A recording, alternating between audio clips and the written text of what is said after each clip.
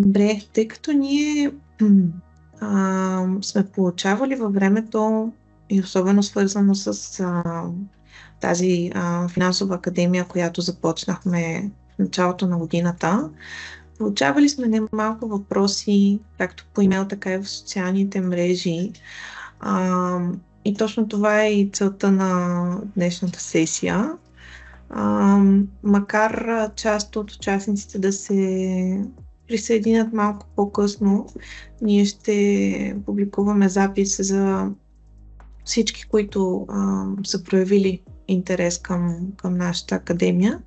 А, и също така искам да поканя и тук присъстващите да задават въпроси, дали в чат, дали в Q&A секцията. Това е целта на днешния вебинар. Достъпа до екипа на Impulse Growth, до нашия опит и най-вече до Николай Мартинов, който е професионален инвеститор с над 30 години опит и така пионер на българския капиталов пазар. Така че целим да създадем една полезна дискусия за всички. Да. От тази гледна точка, само напомням, последните 3 теми, през които минахме, бяха самото начало на инвестирането, как можем да започнем, какви са златните правила, за да инвестираме цял живот и да постигнем лично богатство. Минахме през най-важните грешки, които един инвеститор може да допусне, когато е все още стартиращ, и как да ги избегнем. Миналия път обсъдихме също така и как може човек да инвестира дори когато изплаща ипотека на собствения си дом или пък инвестира в имот. Отново казвам, запис в YouTube ще бъде достъпен за всички участници. Пък аз мога да започна с един от по-интересните въпроси, които получихме в социалните мрежи. И той, Ник, е специално към теб, както можеш да си представиш. Той е как би започнал да инвестираш самият ти, ако стартираш кариерата си днес с напълно нормална заплата, например, да кажем 2000 лева, за да имаме рамка. Да, това е интересен въпрос. Първо трябва да приемем, че най-добрата инвестиция е инвестицията в самия себе си. Тоест, ако приемем, че сме извършили това и вече сме направили всички нужни и възможни инвестиции, които можем да направим в себе си, в своето лично самообразование, т.е. това е нещо, което задължително трябва да направим първо, защото тази инвестиция е най-добрата и се възвръща най-бързо и най-ефективно в живота. Говорим за следващите неща. Това са как да инвестираме в инструменти, които са извън нас самите. Това е контекста на отговора, който искам да въведа, защото иначе състезанието с инвестицията в самия себе си и другите инвестиции е нерелевантно. Ако имам тези пари и започвам от сега, първо бих започнал да изследвам компаниите, които са млади, растящи и на всички пазари по света, най-вече тези, които предполагат относително честна търговия. Говорим за европейските пазари, американските пазари и тук в България младите компании, които се появяват на BIM пазара или въобще новите компании, които се появяват в България.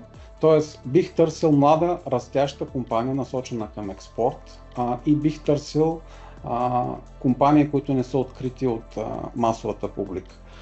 За мен винаги е било по-важно да намеря инструмент, който има огромен потенциал и не го е развил, отколкото има огромна ликвидност. Ликвидността за мен винаги е била илюзия. Ето, хората имаха възможност при решенията на Тръмп преди тях и след тях да влизат и да излизат, обаче в тези дни, в които те се възползваха от огромната ликвидност, загубиха по 10% само защото всъщност се опитваха да следват ритъма на Тръмп, а не да имат собствена игра. Така че за мен ликвидността е по-малко важна. Това е някаква парадигма, която в момента се налага, че ликвидността е най-важното нещо на света. За мен по-важно е да намеря компанията, която ще се развие в дългосрочен аспект, като млад инвеститор, да постигна в пъти възвръщаемост. Защото това, което съм постигал във времето и като студент, винаги е било да купя нещо, което е малко популярно и в момента, в който то стане ефективно и популярно, да го продам и да купя нещо следващо, което също се намира относително неефективно.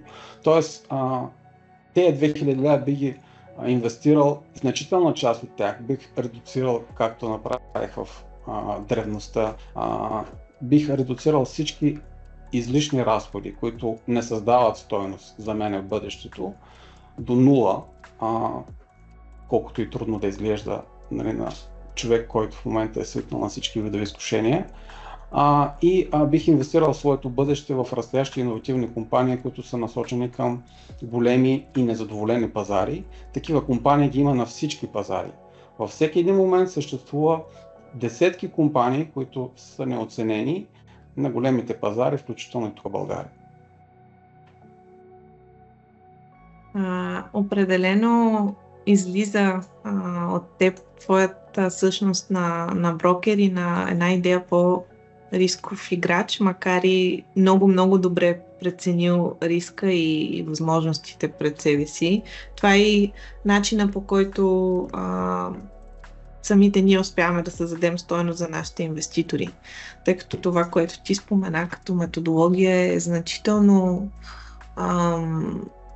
как да кажа, времеемко, интересно и прекрасно, но много от участниците и от днешните от младежта с разполагаем доход може би няма възможността да задълбае до такава степен.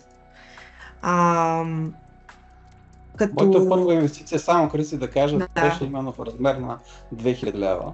Тоест не е нещо, което човек да не може да спести с работа или с постигане на една-две успешни реализации на нещо и да започне да инвестира. Именно от тази първа инвестиция, може да е било и късмет на начинаещия, но парите се умножиха по 4 и де-факто с тези пари аз продължих да инвестирам в растящи и високо рискови компании, вярно е, но младите хора трябва да приемат, че сега е тяхното време да започнат да рискуват. Няма да рискуват, когато станат на 80.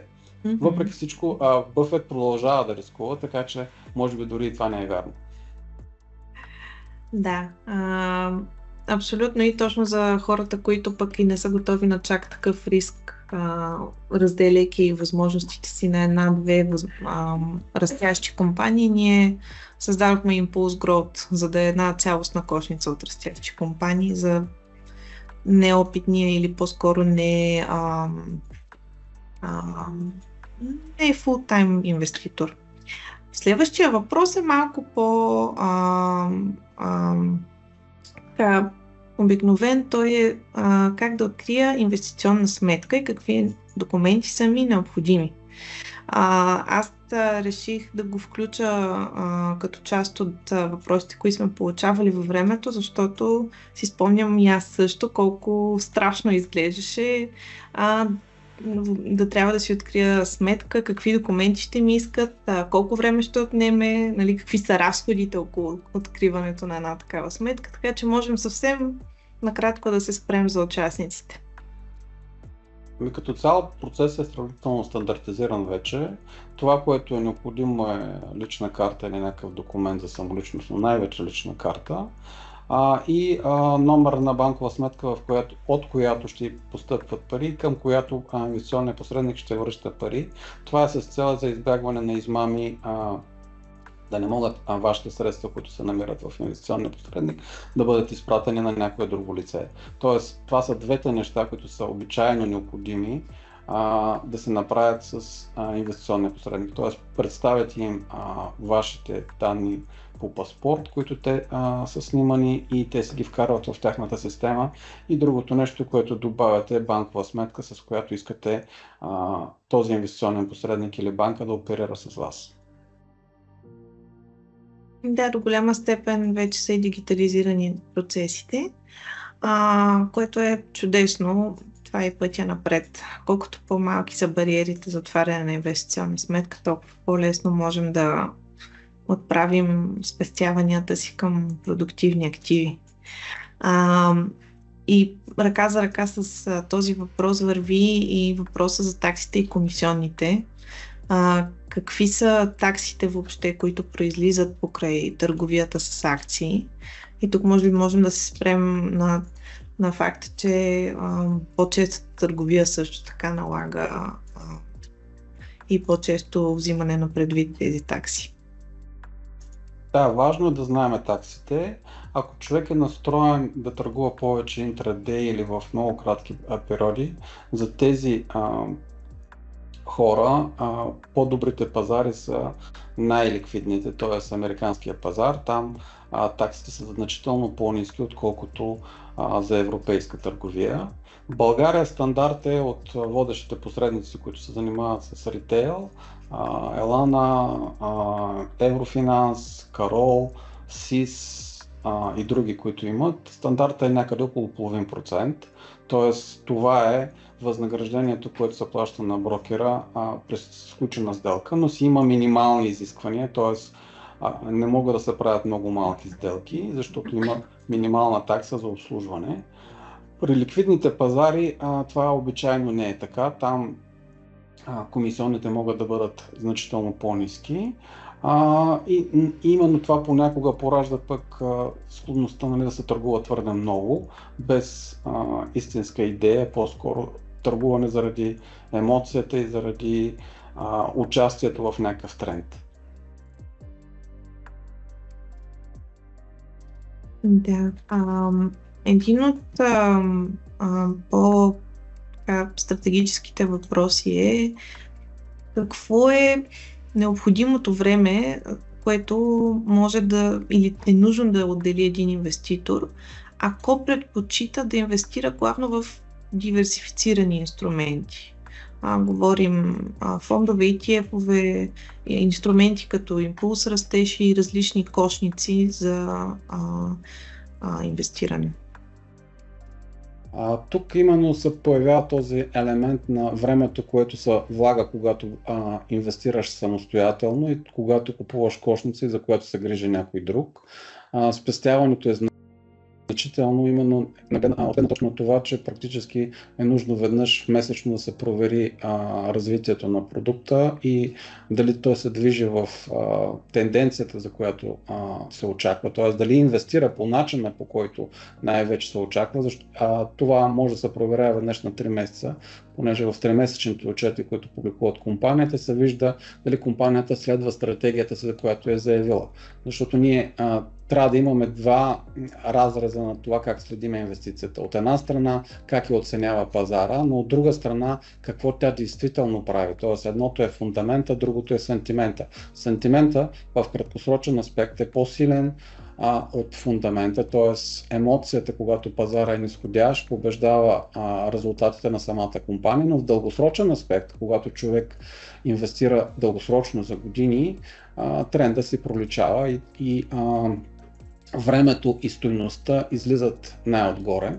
Така че това, което като време човек трябва да отделя, когато инвестира в диверсифицирани продукти, веднъж на няколко месеца да следи дали диверсифицирания продукт следва стратегията и, грубо казано, веднъж месечно да преведе или веднъж на няколко месеца да преведе една сума, която дългосрочно спестява в този инструмент. Докато ако го прави самостоятелно, той трябва да направи цялата работа, която върши екипа, което е доста трудно да се направи от самостоятелен човек, но може да се прави. Младите хора имат много свободни вечери, ако не ходят по купони, биха могли да смятат всички видове фундаментални данни на компаниите, да следят процесите, да четат новините и да правят съответните избори и да си активно да си управляват портфела.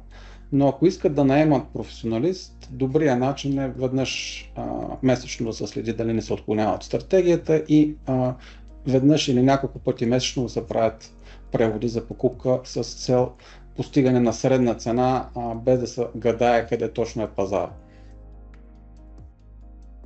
Да, може би точно в връзка с това имаме и немалко въпроси как да следя представянето, кои са нали, най-важните показатели в един финансов отчет, само в финансовите отчети ли следим представянето. И това главно идва от участници, които споделят, че не са финансисти, не са в счетоводни позиции. Как могат да се ориентират, когато следят инвестициите си? Това е много важен въпрос по принцип, но отговора на въпроса е скрит в контекста. Тоест, първоначално ние избираме инвестицията на базата на някакви правила. Ако сме решили, че инвестираме в растящи иновативни компании, то ние следиме дали тези компании, продуктът им първо продължава да бъде иновативен, второ, дали приходите им растат значително, т.е. двуцифрено. Реално това, което е нужно да следим е ръста на приходите в финансовите отчети, ръста на печалбата и едновременно с това дали компанията умее да споделя част от тази печалба, т.е.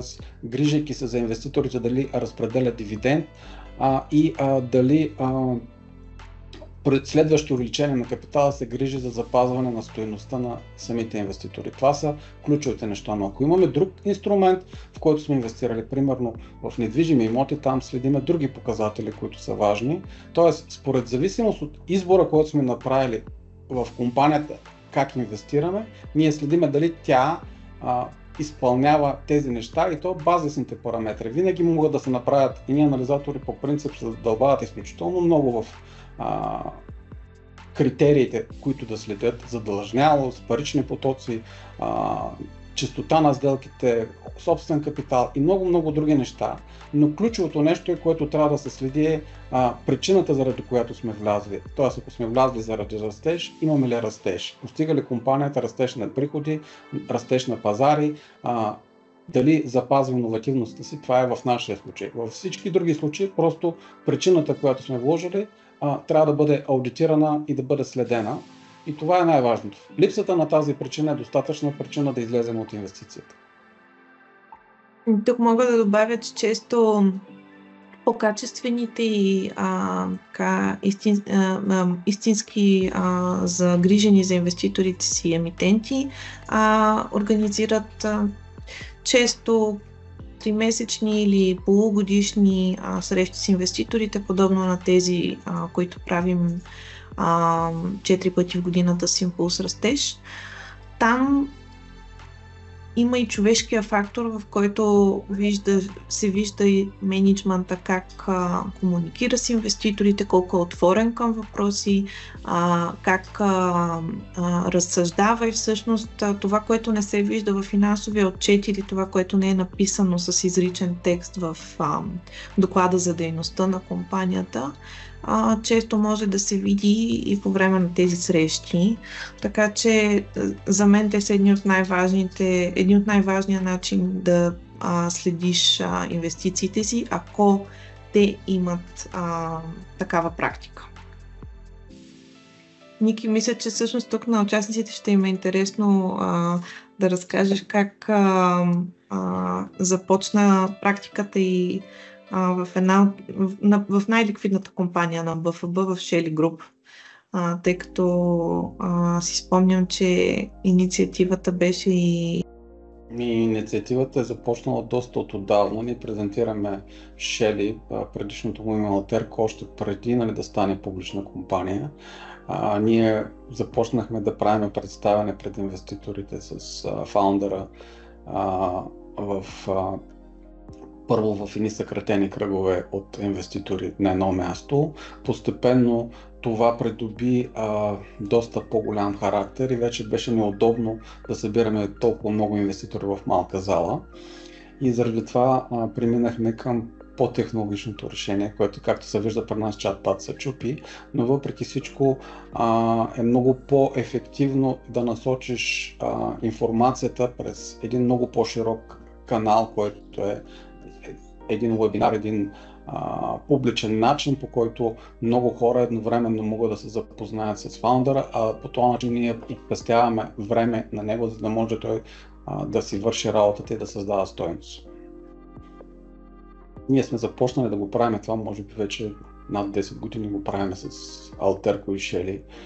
Първото ни представяне, мисля, че беше или 14-та, или 15-та година вече. Отдавна беше.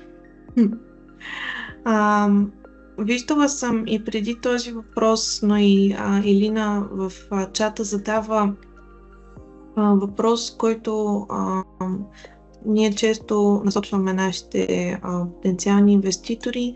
С каква минимална сума мога да започна да инвестирам в Impulse Growth? Мога ли да инвестирам еднократно? Трябва ли да бъде всеки месец? Ти спомена всеки месец, веднъж на няколко месеца. Нужно ли е това? Защо? Откъде идва изобщо концепцията за регулярното инвестиране? Принципно, първо да кажа за минималната сума. Минималната сума трябва да отговаря на няколко изисквания като цяло. Първото изискване, нали, все пак да е съществена сума, която отделяме от някакъв наш бюджет и да я правим регулярно. Второто изискване е брокерските комисионни, т.е. има момент, в който минималната сума, ако е твърде малка, нали, която влагаме, всъщност брокерските комисионни слагат твърде голям разход и възвръщаемостта от самата инвестиция и отнема доста повече време да запълни този разход от брокерите. Така че има една сума, при която минималната брокерска такса се изравнява или става по-малка от комисионната на брокери, тогава вече става ефективно. Въпрос на математика е. При половин процент брокерска такса, 20 лева минимална такса, примерно е равно, нали, на колко се пада? Около 400 лева минимално, 400 минимална инвестиция, да се изравнят брокерската такса да стане равна на минималната такса. Тоест, това е причината да има такава минимална сума, за да може инвеститора да не започва с загуба още от самото начало. Ако влага по 50 лева, да кажем, тогава 40 лева определено, т.е. 20 лева определено са много. Това е едната причина. Другата причина, защо се прави регулярно. Дори добрите инвеститори, аз съм си правил преглед на 35 години инвестиране, много рядко, и то най-вече под формата на късмет, успяват да оцелят върховете и дъната на пазара. Тайминга е всичко на този пазар. Той е най-добрият начин да спечелиш пари, но е нещо като бяла лястовица или еднорога, който човек се опитва да срещне, но не може да го направи. Именно поради тази причина всички смятат, нали, че ще се опитат да хванат върха и дъното, но реално погледнато практически за много години назад, връщайки се, аз съм имал един или два случая, в които съм успял да го направя, то най-вече вероятно е било повече късмет, отколкото рационален подход към момента. Именно заради това, ако влагаш регулярно, ти ще хващаш и върховете и дъната и ще получиш един относително среден вариант на инвестиране постоянно, отколкото ако влагаш емоционално, всъщност това, което се получава при влагането на емоционално, хората пропускат момента, в който от чакане и най-вече от силен страх, те пропускат момента да инвестират в ниските нива на пазара. А ако го влагаш следвайки система, ти ще купиш и в единия момент, и в другия момент, и всъщност средно ще бъдеш по-добре от всички. Защото повечето хора ще пропуснат да купят тогава, когато всъщност трябва. И оттам средният резултат ще бъде по-добър. Да, това, което мога да добавя е, че чисто хипотетично всеки инвеститор може да избере да инвестира и една акция. Стойността няма истински упоменати минимални граници. Въпросът е, че минималната сума е по-скоро функция на икономическите фактори, в случая таксите на брокери. Имам още един въпрос от чата на участниците. Има ли лесно достъпен шаблон за инвестиционен план, който мога да използвам при инвестициите си? Ники, ти всъщност миналия път даже мисля, че спомена твоя собствен такъв план. Не знам дали искаш всъщност да споделиш с участниците как изглежда той. В момента не мога да се сетя за какво точно говориш, но по принцип при всяка инвестиция, която разглеждаш изобщо, какви са главните моменти, които обследваш, които най-накрая формират твоя собствен инвестиционен план?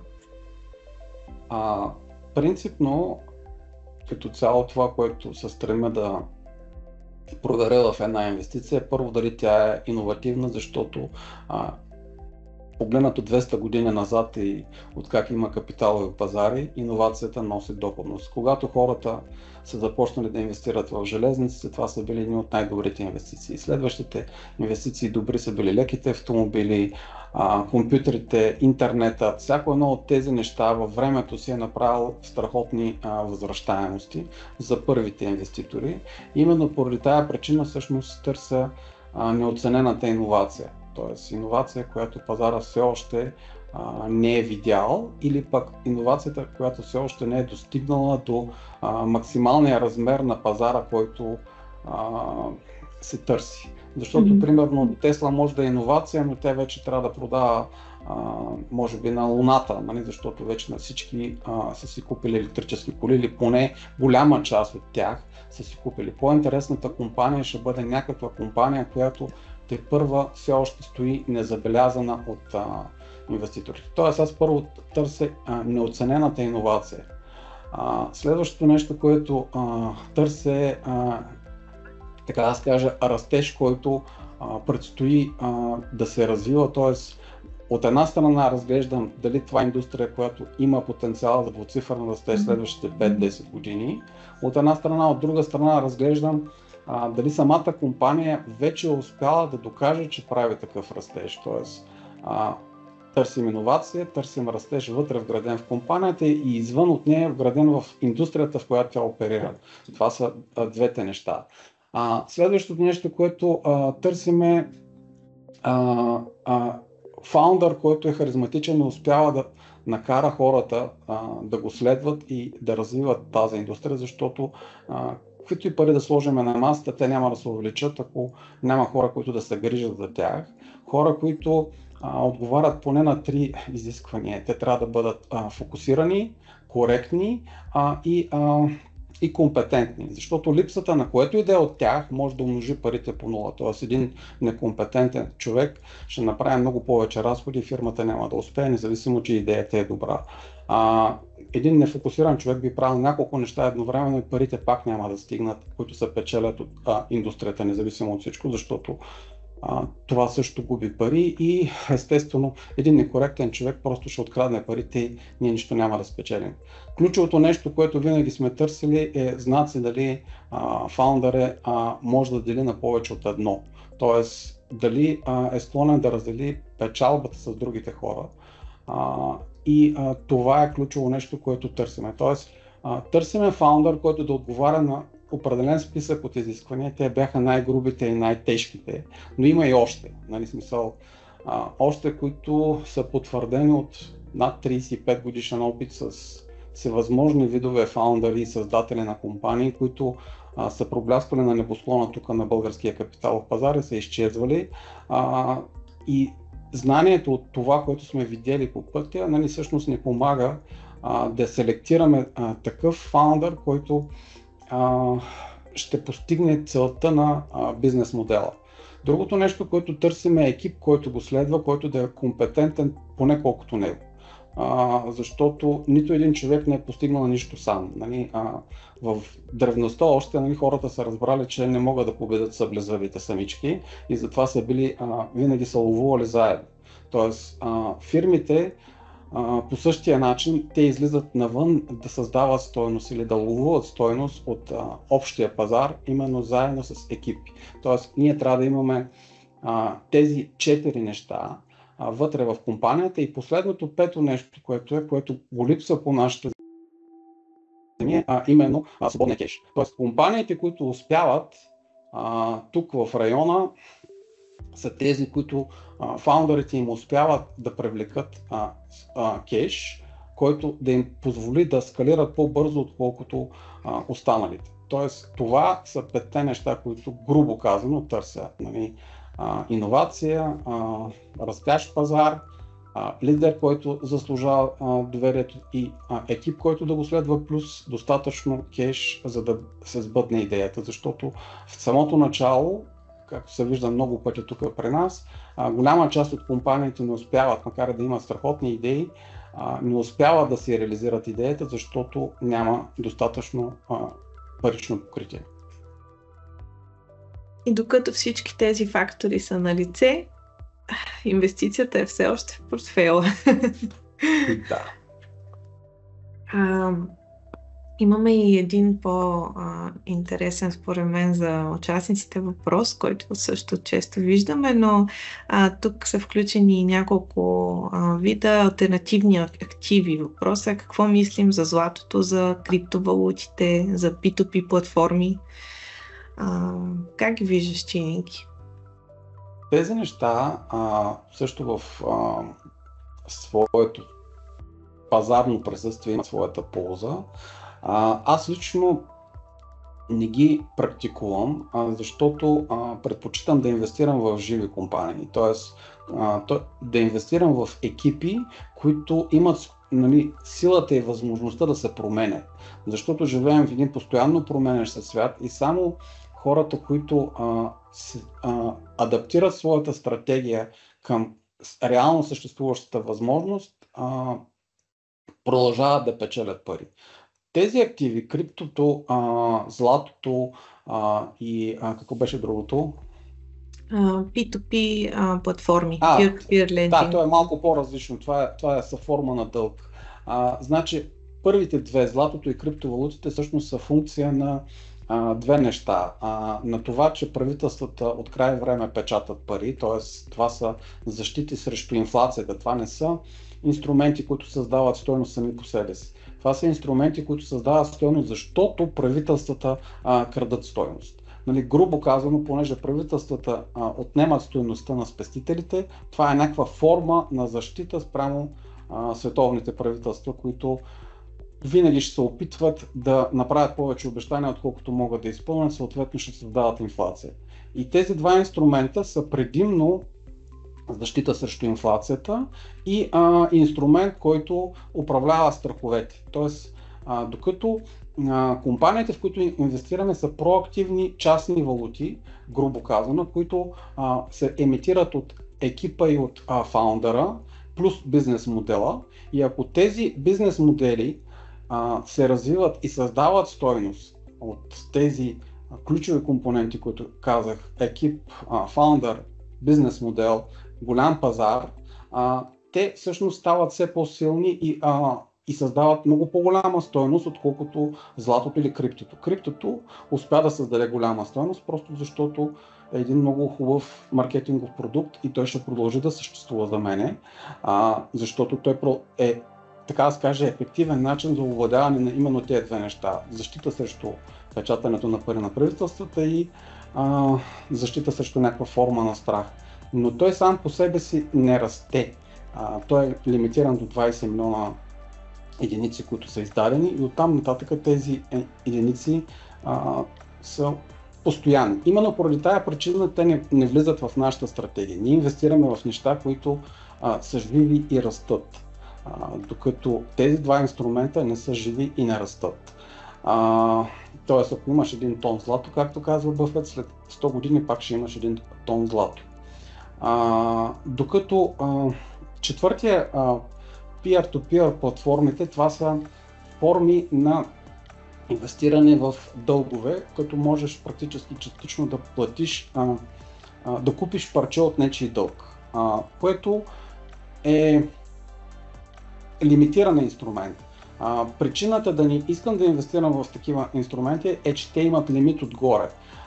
Тоест риска е 100% за държателя на този инструмент, т.е. ако дългът не бъде върнат, той губи парите, но ако спечели, той ще получи примерно 105 единици, т.е. той влага 100 единици и получава 5 единици отгоре, но никога няма да получи 200 единици, 500 единици или както примерно в случая с Шели, да кажем 60 хиляди единици или нещо от сорта, т.е. 60 пъти повече. Именно това липсва в тези всичките инструменти и поради тази причина те не са част от нашия портфейл. Не дават възможността за експоненциален растеж, поне някой от тях. И също така не създава до такава степен стойност за икономиката ни, за цялостно за нацията. Така че изцяло съм с теб по темата, Ники. Преди да продължим напред с други въпроси, които имаме и от участниците, напомням, че всеки от вас може да зададе своя въпрос в чат секцията или в Q&A секцията. И двата канала работят за вас. Един въпрос от малко по-дългогодишните ни последователи. Каква е вашата прогноза за ликвидността на Българска фондова борса в следващите 3 до 5 години? Това е, така да се каже, може би ахилесовата пета на нашия капиталов пазар. Аз от 25 години повтарям едно и също, но като цяло все още без резултат. Българска фондова борса няма никакви инструменти за арбитраж и поради тази причина тя е инструмент, на който можеш да инвестираш само единствено много дългосрочно. Това е едното нещо. Към момента ликвидността на Българска фондова борса се подобрява заради закачането на Българска фондова борса към германската фондова борса през Ксетра, но тук имаме същата ситуация като трафика между България и Румъния. Той се прави на един мост с едно платно. Тук реално погледнато, т.е. две огромни държави относително спрямо моста, са свързани само с едно платно, което го има помежду им. Същото нещо е между България и свободния пазар. Тя е свързана само с Ксетра, само през една компания и тя се нарича Шели. Тоест към момента, даже днеска го гледах, в Германия примерно имаме може би към 200 хиляди оборот, а нашата българска фондова борса имаше 50 хиляди общо. Тоест паричният поток, който се движи към България, минава като малко ручече през този бридж пазар и докато това не се промени, първо не започнем да бъдем свързани с реално целия свят и всичките пари, които ги има по света, ние тук няма да имаме ликвидност. Второто нещо, няма да имаме ликвидност, докато не се появят инструменти за интрадей и арбитраж, които ги има навсякъде по света. Това са опции, деривати, фьючерси и така нататък. Всевъзможни видове индекси търгуваеми.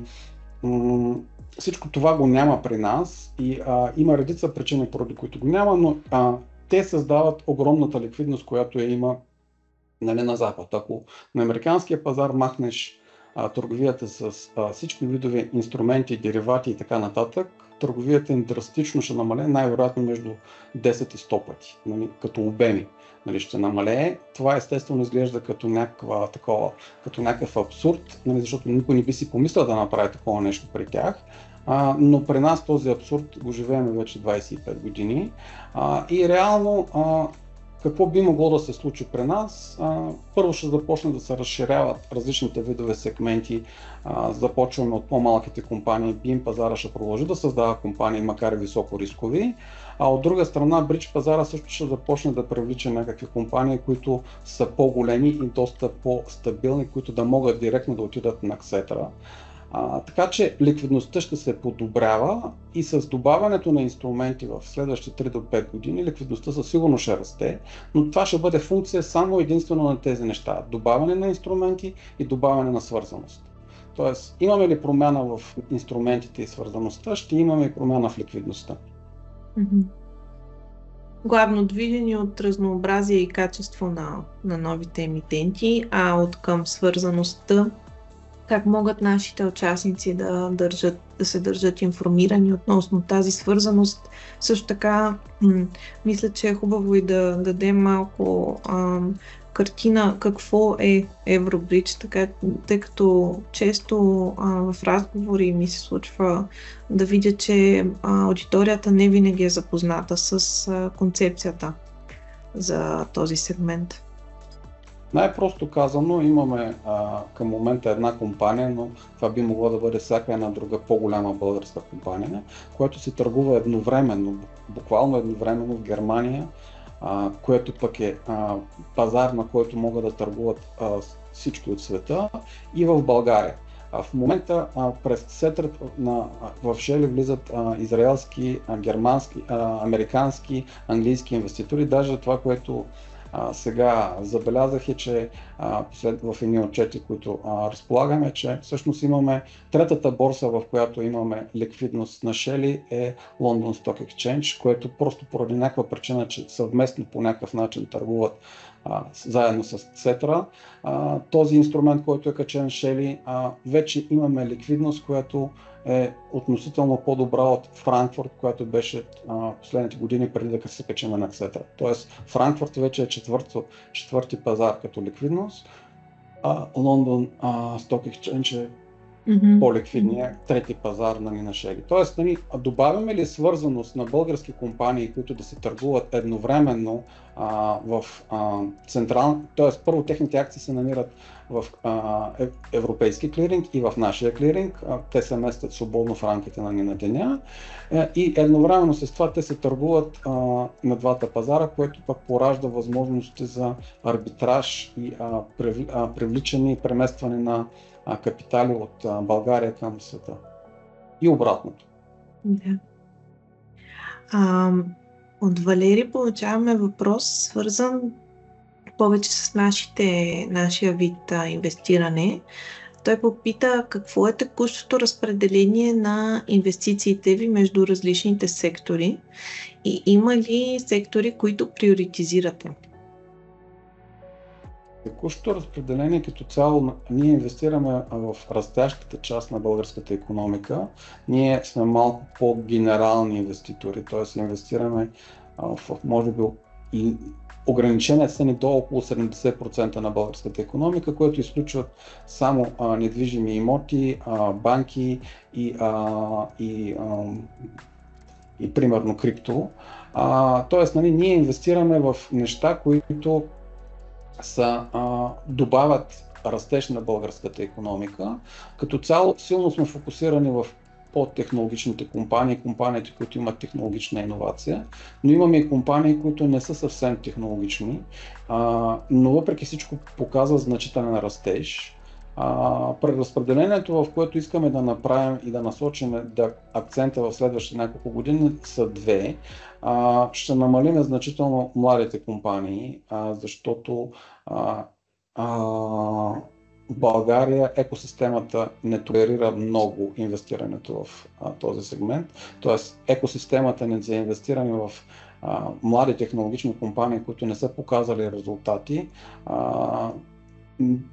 твърде бързо загубва търпение и това не позволява на компаниите да покажат пълния си потенциал. Тук в България инвеститорите са склонни да инвестират един или два пъти максимум в една компания и тя, ако в рамките на може би на 6 месеца или максимум няколко години не почне да показва резултати, това е достатъчна причина те да излязат. Това в Америка не е така. Там имаме рундовете, не случайно започват А, Б, С, Д и така нататък. Тоест, при тях е много нормално да имаш един-два предварителни seed рундове, които, грубо казано, се равняват на всичките наши рундове тук, които се случват. И след това започват истинските рундове, които се наименуват А, Б, С, Д и така нататък. Тоест, при тях имаме, може би, между 5 и 10 рунда на инвестиране на компанията преди тя да се започне да се очаква от нея резултати. При нас максимум на втория рунд, третия се очаква компанията да покаже резултат. Именно поради тази причина фокуса, докато екосистемата не се развива, това ще е доста дълъг процес в България, ние се насочваме към компании, които имат доказани значителни приходи, но те са по-малко и преговорите с тях са доста по-трудни. И второто нещо, което се насочваме, т.е. това е цялостно шифтване на инвестирането, на къде се насочваме. И другото нещо, тръгваме да търсиме компании, които нямаме в портфолиото си. Ние нямаме компании, свързани с биотехнологиите и медтеха. Това е, може би, едно от другите две ключови направления в инвестициите на световните компании, които инвестират в технологии и иновации като цяло. Тоест, там също има силен потенциал, компании, които растат с между 40 до 70% на година, и тези компании са интересна добавка към нашето портфолио. Може би ще намерим една-две компании, които са свързани с космос, който те първа започват промените в тази част на инвестирането в света. Ето, даже в България имаме компания, която е Endurosat, което съвсем наскоро привлече 20 милиона тикет инвестиция. И тук ето можем да го сравним с нашия фонд и с нашите тикети. Тоест, именно размерите на по-големите и успешни компании, които вече са постигнали нещо, изискват по-големи тикети. Тук тикетите са минимално, да кажем, 1,2 милиона, с който можеш да участваш в такава сделка, което все още на фона на инвестициите на венчърните фондове, които се котират на БФП, е практически невъзможно. Като споменаваме сектори като биотехнологии, медицински компании и космос, често получавам и аз въпроса как управляваме риска. Независимо дали компаниите все още не са в най-стартиращата си фаза преди приход, компаниите, в които инвестираме, все още се разглеждат като доста ранна фаза, изключително рискова инвестиция. И всъщност въпросите точно натам отиват. Как управляваме като екип риска при тези инвестиции? Има два начина, т.е. две различни направления, в които въобще ние управляваме риска. Първо, самото управляване на риска при стартиращи компании, начина по който се управлява на капиталов пазар, не е възможно. Т.е. на капиталовия пазар човек се слага някакъв стоп, който е примерно на 10-15% или 20% от нивото, на което е влязал. Когато това нещо се случи, управлението на риска му казва: продай, за да намалиш загубата. Де-факто това е управлението на риска при капиталов пазар. Правил съм различни видове симулации на портфейли и така нататък. И тук, за да постигнеш положителна възвръщаемост на портфолиото си, когато имаш стоп, който се намира да кажем на хикс единици от цената, на която си влязал, трябва да имаш таргет за инвестиране поне 3 единици над 100 пъти, който си влязал. Тоест, ако приемем, че човек е склонен да загуби 15% от дадена инвестиция, целта му, но тя трябва да бъде логически и икономически обоснована, трябва да е на около 45-50% от цената, на която е влязал. Тоест, той не може да се вземе печалбата по-рано, защото иначе икономически той ще губи систематично, повтаряйки този тип сделки. При стартъпите, тъй като обикновено ние се явяваме единствен инвеститор, или да кажем в 95% от случаите се явяваме единствен инвеститор, или сме няколко инвеститора, но всичките вече сме се експозирали с всичките пари, които сме искали да дадем на тая компания, този вариант с продажба на дела не работи. Тук всъщност целта, която си поставяме, винаги е следната. Тоест, ние приемаме, че цялата инвестиция може да бъде загубена, следователно таргета ни умножен по 3 минимум, в общи линии даже е по-добре да е по 5, ние всъщност са цели между 3 до 5 пъти възвръщаемост тази инвестиция. Тоест, ние ако не направим 3 до 5 пъти възвръщаемост инвестицията, ние не излизаме, защото именно това е начинът да управляваме дългосрочно възвръщаемостта на цялостното ни портфолио. И тук говорим за неща, които ние инвестираме в 12-15 компании. Тоест, ние предполагаме, че част от тези компании няма да успеят, но друга част от компаниите ние трябва да направим между 3 до 5 пъти, като ние се целим в 10 пъти, нали, но такава компания между 10 и 100 пъти се явява веднъж на портфолио. Тоест, веднъж на реколта, когато човек инвестира 2-3 години, инвестираме, това го наричаме да кажем нещо като реколта, в която ти инвестираш, след 7 години някои от тези компании прави между 10 и 100 пъти възвръщаемост, както в първото ни портфолио в момента се явява Shady. Тоест, това е едното направление за управление на риска. Тоест, ние правим диверсификация и се прицелваме в 3 до 10 пъти възвръщаемост на инвестициите. Преди това ние не излизаме, защото иначе цялата икономика на модела се проваля. Това е едната част. Втората част е проактивното управление, нали, на инвестицията. Тоест, нали, ние се опитваме, не като собственици на компанията, но като хора, които се опитваме да помогнем на собственици на компанията, да им отваряме лидове, да разрешаваме всевъзможни малки проблеми, които фаундърите поради малкия си екип не успяват да решат. И по този начин до голяма степен вътрешно защитаваме инвестицията си и затова смъртността, нали, както, нали, при другите фондове има може би 90% на смъртност, при нас е значително по-малка, т.е. практически все още нямаме компания, която да е напълно провалена. Ние се бориме до последно заедно с фаундъра, който създава инвестицията. Докато фаундъра се бори за собствената си компания, ние се бориме за нея, за да създаде тази стойност. Това е разликата между нас и большинството венчър капиталисти, които просто възприемат процеса като просто разпръскване на пари. Докато ние приемаме, че от една страна сме приели риска да загубим всичко, но от друга страна, като един добър собственик на парите, се стремиме до последно, докато фаундъра се бори за идеята си, ние да му помогнем тази идея да се реализира. И поради тази причина значителна част от нашите компании, макар и да преминават през трудни моменти, продължават да вървят напред. Това са двата начина, които са от една страна проактивно защита на инвестициите си, които не се забелязват до момента, в който компанията не пропадне напълно. Тоест, ако ние си вършиме работата, това всичкото, което го правим, то не се вижда, защото това е като работата на вратаря. Той пази вратата и резултата е 0 на 0. Карат му гол, всички виждат, че вратаря е сбъркал.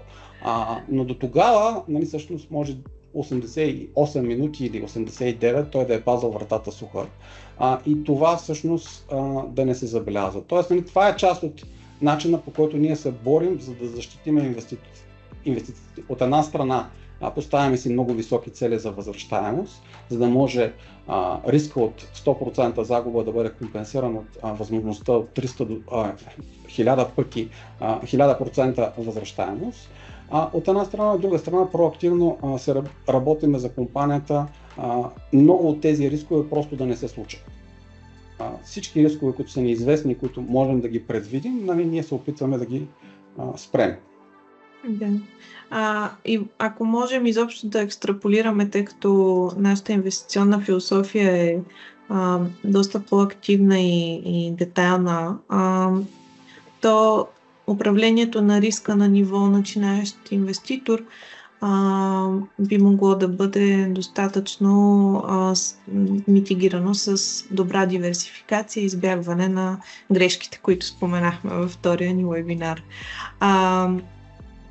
И също така много често получавам пък въпроси как изобщо подбираме тези компании, къде виждаме потенциала за този експоненциален растеж на толкова ранен етап на компанията.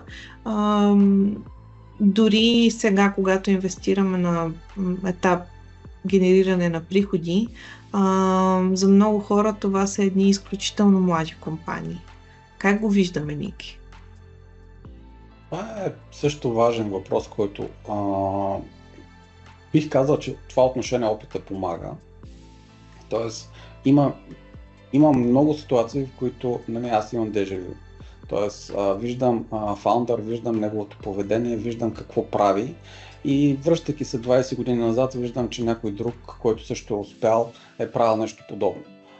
Може да е било в друга индустрия, може да е било с други хора, може да е било на друг пазар, но въпреки всичко, нали, това, което прави, се повтаря. част от нещата наистина се повтарят и се виждат на базата на опита и експертизата, която имаме тук при нас. От друга страна, ние ползваме множество анализи, включително сега в момента и с AI е възможно да направиш изключително бързо анализ на дадена индустрия, да събереш данни, да прегледаш много факти за бързо време и да направиш относително не лоша преценка на базата на всички тези факти, дали тази индустрия ще се развива и расте. Тоест, ключовите фактори продължават да бъдат същите. Ние трябва да видим дали имаме растяща иновация.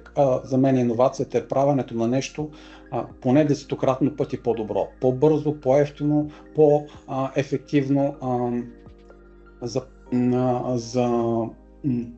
с по-малко хора, с по-малко бумащина, с по-малко разходи. Тоест, всяко нещо, което многократно подобрява даден процес, за мен е иновация. Това е, така се каже, простата дефиниция. И когато ние разпознаем иновацията, която тя решава проблем, който досега никой не е решавал, или пък напротив го решава много по-бързо от досега съществуващите проблеми, решаващи проблеми продукти, то ние смятаме, че това е иновация и инвестираме в него. Следващите проверки са именно за екипа и за лидера на компанията. Т.е. дали тези неща, които човека говори от среща, са истина и съответно дали се струва на този човек да му се вярва, да го провериме дали той заслужава доверието и най-вече парите на нашите инвеститори. Определено не е умение, което човек придобива за няколко месеца. И един от последващите въпроси също по интерес към Impulse проявява и той е има ли планове Impulse Growth да навлезне в други пазари в Централна и Източна Европа? Като цяло ние се придържаме към момента към инвестирането в компании, които са свързани с България, защото малкото пари, които имаме, се опитвам да използваме като екип за стимулиране на растежа и изравняването на именно този арбитраж, който го има в България. В България компаниите са в пъти по-евтини, отколкото в западните страни, затова имаме доста доказателства, но не искам да влизам в тази тема, тя е много дълга. Така че като цяло малките средства, които разполагаме до сега, винаги сме ги насочвали към компании, които са в България. Но това, което виждаме е, че в съседни пазари на нас, примерно миналата седмица бяхме в Румъния, има компании, които заради големия размер на Румъния, примерно, и заради същите пари, които получават от Европейския съюз като нас, понеже пазара им е 3-4 пъти по-голям от нашия, де-факто, грубо казано, са по-евтини от българските. Тоест, ако дори от евтините български компании, които можем да намираме тук. Тоест, поради тази причина, ако ние видим доходност, която можем да направим за нашите инвеститори и тя е, така да се каже, лесно достъпна, ние ще инвестираме в съседни страни, стига това да отговаря на другите ключови изисквания. Наличие на иновация, наличие на растеж, фаундър, който се заслужава, екип, който може да изпълни целите на фаундъра и е достатъчно квалифициран и компетентен. Да. Ние към момента имаме много лимитирани експозиции в чужди държави. Естествено, те са много ясно дефинирани, тъй като имат връзка с България. Дали основателски екип, дали част от R&D отбора е позициониран в България. Естествено, винаги се опитваме да намираме бъдещи световни лидери, но такива, които остават близко до корените си. Давам така последно напомняне относно въпроси, които може да зададете на живо. Естествено, ако задавате въпроси, ще ги включваме в бъдещите ни Q&A секции. Но тъй като задавам един от последните въпроси, бих се радвала да видим от участниците какво излиза като въпросителни. Ники, това е нещо, което и аз пък имам удоволствието да мога да си го дискутирам с теб, но мисля, че е много полезно и участниците да знаят кои са основополагащите фактори за твоята философия, кои са така, фигурите или книгите или теориите, които формират твоето мислене като инвеститор. Аз започнах с няколко книги като инвеститор, всъщност в далечната 87 година. В България нямаше никакви икономически книги или поне почти нищо нямаше. Сега е обратното, имаш излишък от информация, тогава имаш тотален недостиг на информация. Но книгите, с които съм започнал, една от тях е на Ботьо Тачков "Пари на борсата". Имаше и други книги, примерно "Интелигентният инвеститор" съм чел.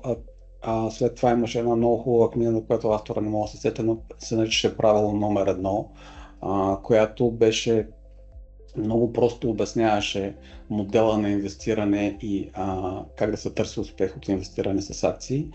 Също така записките на един брокер, който беше бутикова книга за един, мисля, че унгарски брокер, който отишъл в Америка. Но като цяло това беше нещо като сбъдната мечта да стана брокер и да инвестирам на капиталовите пазари, ставайки търговец на акции, учейки се в движение от малкото книги, които ги имаше тогава на пазара. Тези книги, които са свързани с капиталовия пазар, ми помогнаха, за да разбирам по-добре инвестирането. Иначе други мои любими книги са примерно "Седемте навика на високоефективните хора", и другата книга, която много обичах на времето, не казвам, че сега не я обичам, но просто силно ми повлия, беше "Маркетинг на позволението" на Сет Годуин. Тези книги ми формираха до голяма степен представата за това какво трябва да се прави на капиталовия пазар от една страна, как да се избират хубави компании. Има също други хубави книги от типа на книгите "От 1 до 0" на Питър Тил, мисля, че беше книгата, която силно обяснява какъв е процесът при избирането и намирането на интересни компании, които са млади компании. Но тези книги ми промениха представата. Напоследък много харесвах, може би последните 5 години, харесвах преди да стане силно комерциален Грант Кардон. Той имаше интересни книги, за мен поне, които силно ме повлияха, защото това, което видяхме при българските компании, те може да са много иновативни, да имат всичките тези умения, за които говорихме, но не умеят да продават, значителна част от тях. Това е нещо като другата ахилесова пета на българските компании, е, че българите не умеят да продават стоката си, или поне някаква част от тях. Тези, които умеят, те никога не стигат до нас и до капиталовия пазар. Тези, които истински умеят да продават, те успяват да изградят бизнес модели, които се финансират изцяло от парите на другите, но има хора, които са добри, качествени и създават интересен и качествен продукт, но са силно фокусирани в изграждането на продукта, а не толкова много на продаването му. И това води до това, че те страдат от липса на финансиране, на петата компонента, която липсва за формулата на успеха на компаниите. Така че това са... Имам и други любими книги, но тези са били тези, които най-силно съм автори и книги, които са ми повлияли най-много. Немалко ридинг материал даде на участниците. Със сигурност ще ги съберем на едно място, за да могат да реферират към тях и в бъдеще, защото определено са едни от въздействащите книги за инвестирането и не само обаче. До голяма степен в тези книги има и знание, което е приносимо в много други важни части в живота и мисля, че ще се от полза и извън инвестирането. Имаме един последен въпрос в чата. Какви са плановете ви за разширяване на портфолиото с нови компании? Предполагам, горе-долу колко нови инвестиции очакваме в близкото бъдеще и в кои сектори? Ние споменахме така Както казах, биотехнологиите, да, да. преди малко, ние се насочваме малко да добалансираме портфела в областта на медтех и биотехнологии. Говорим за неща, които в момента ги има тук в региона. Оказва се, че ние открихме поне няколко компании, които имат или интересни продукти, или интересна тракшн, който е доста добър, или много знакови фаундъри, които могат да постигнат целите си. И всички тези компании се намират тук или в региона, или са свързани с България под някаква форма, което изключително много ми харесва. Опитваме се да направим сделки с тях. В момента, в който ги направим, ние ще започнем да ги дисклозваме една след друга. Около 4 компании са само в тази област. Отделно се целяме в компании, които вече имат приходи от няколко милиона и нагоре общо, нали, говориме, това е единия таргет.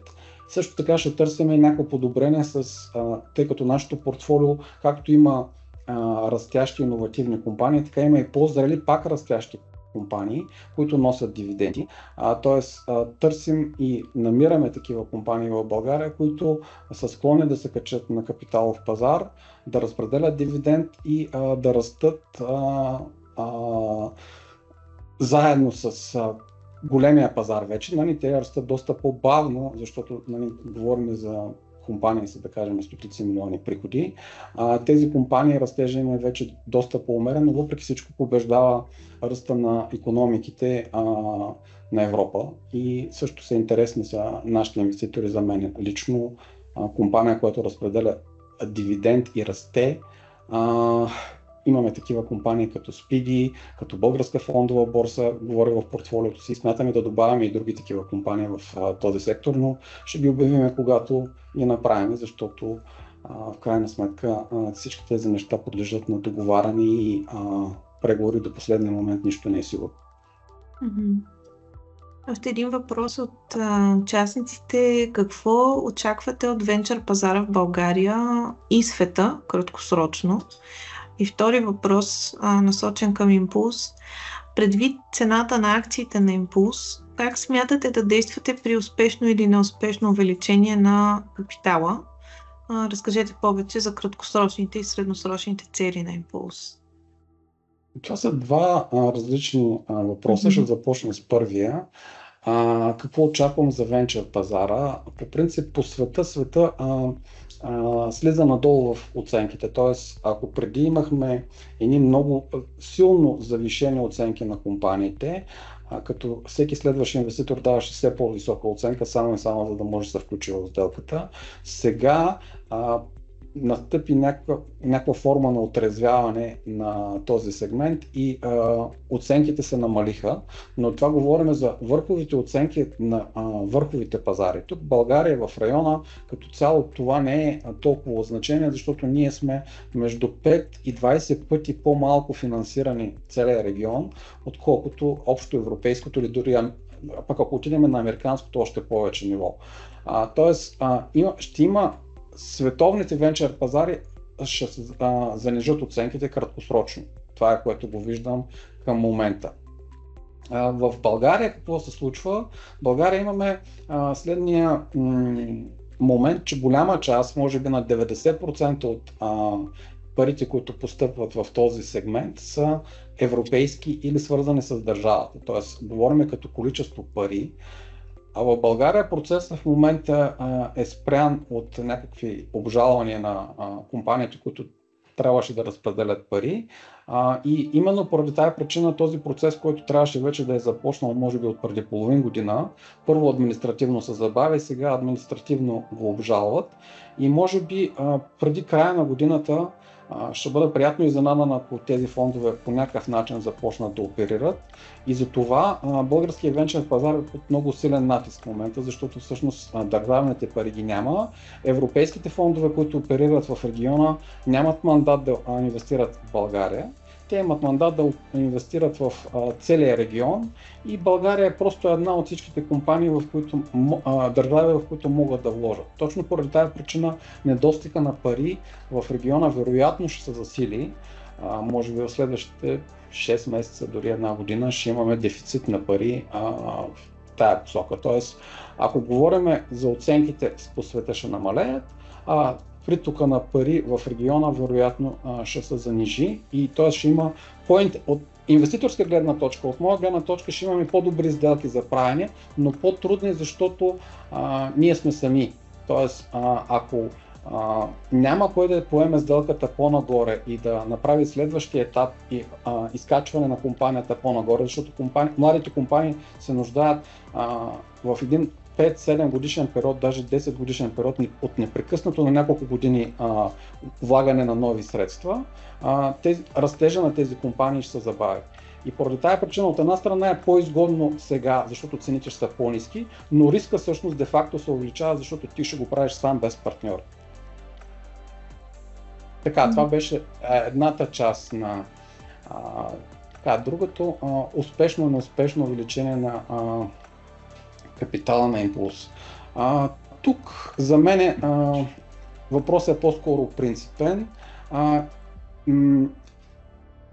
Ние управляваме толкова пари, колкото инвеститорите са ни дали. Тоест, ако инвеститорите ни дадат много пари, аз имам възможност и виждам по пазара достатъчно сделки, които са възможни да участваме и да направим. Екипа ни има експертизията и знанията да ги управляват всичките тези сделки, за да ги вложим. Ако имаме малко пари, ще инвестираме частично в компании, които не допуснат с този размер. Размера тук е от значение. Колкото по-нагоре отиваме в по-качествените компании, толкова с по-големи стават тикетите и влизането в този тип сделки ще бъде по-скоро въпрос на продажба на нас самите, за да можем да продадем ресурса си на тези компании, отколкото самото намиране на компанията. Защото на компания, на която и трябва 5 до 10 милиона, ние участваме с тикет до 500 хиляди, какъвто е размера на сделките на Импулс в момента. По-скоро ние трябва да продадем себе си, Импулс, че сме правилният партньор, който ще да участва в тези сделки, отколкото самата сделка.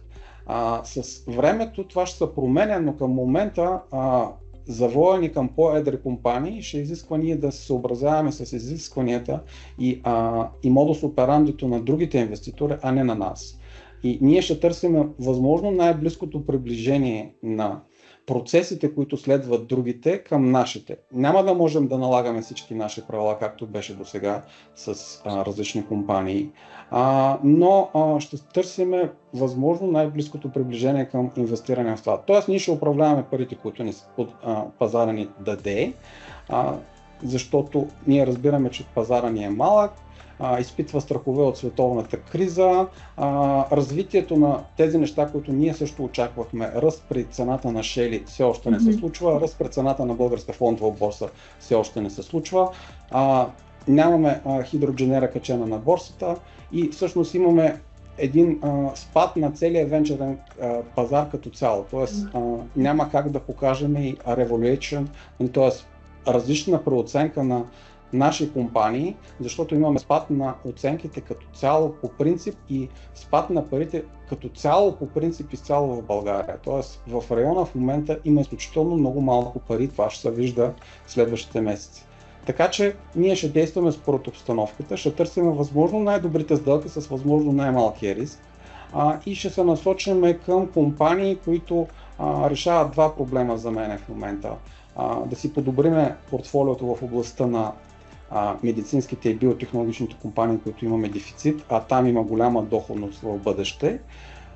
И второто нещо е да подобриме сигурността чрез по-големи компании, които носят дивиденд и са значителни дори за България компании, които могат да вкарат елемент на стабилност, това, което в момента инвеститорите ни страшно жадуват. Те искат сигурност, доходност и ако по възможност с по-малко риск, който е в противоречие на правилата на Импулс, но доколкото е възможно ще се опитаме да се съобразим с това, което им липсва на инвеститорите, защото реално погледнато те гледат доста по-краткосрочно и средносрочно, отколкото таргета и живота на инвестициите, които сме вложили. Нашите инвестиции са между 7 и 15 годишни на импулс. Тук таргет е може би 6 месеца или няколко години максимум на инвеститорите, на които оценяват движението на импулс и най-вече на варантите. Така че това е, което ще направим в следващите дни. Ние не можем да променим нещо повече от това, което пазара е твърде голям и твърде надолу, за да може с 8 милиона активи на импулс да направим нещо като съществена промяна. И относно цената, това, което мога да добавя е, че докато сентимента владее краткосрочните цени, то фундамента винаги бие сентимента в достатъчно голям таймфрейм. Да, така е. Това е. Сентимента побеждава фундамента краткосрочно и това го виждаме непрекъснато. Т.е. емоцията, страховете от това, което е казал Тръмп и след 3 дена си го е променил, всъщност оказват много по-силно влияние върху оценките на компаниите. Shell падна с може би 20% заради митата на Тръмп, а после се оказа, че те имат само 3% продажби в Америка. Тоест, абсолютно непропорционално и емоционално поведение. След 3 дена се оказа, че дори и това не е вярно, но въпреки всичко сега инвеститорите стоят на полусъединител и чакат да видят какво ще се случи по-нататък, вместо да се вгледат в фундамента на компанията и растежа. И именно това е възможността, която можем да правим пари, именно от това, че постъпваме по-спокойно, по-дългосрочно и не влизаме и не излизаме в пазара рязко. Защото откак сме инвестирали в Shell, на всеки може би 100% покачване на Shell, откак помня, винаги има инвеститор от нашата портфолио, които казват, що не вземеш да го продадеш и да ни дадеш дивиденд. Ако го бяхме продали на 5 лева, щяхме да пропуснем около, да кажем, 60 лева нагоре възвръщаемост на инвестициите. Това изречение е традиционното. Инвеститорите не обичат да имат много големи печалби в портфела си, независимо, че уж за това инвестират. Търпението към печалбите е силно намалено, а пък към загубите е силно увеличено. Тоест, трябва да е обратното. Ако имаш печалба, трябва да я оставиш да расте, както казва Бъфет.